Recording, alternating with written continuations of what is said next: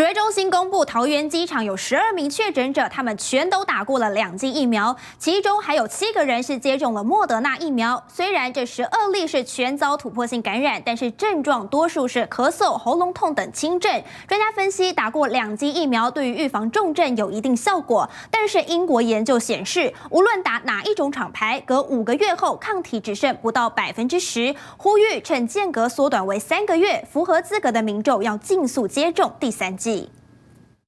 欧盟狂大魔王攻破国门，就会确诊清洁工、防疫小黄司机、保全及歌友会确诊12例，皆已接种2剂疫苗，其中打莫德纳7人、AZ 3人、BNT 2人，全被突破性感染。不过仔细一查，这12人多数症状为发烧、咳嗽、喉咙痛、流鼻水，多为轻症。其中1名感染者无症状，群聚案也证实打2剂疫苗有一定防护效果。第2剂的保护力或许可以让大家减少重症，5个月以上的再次感染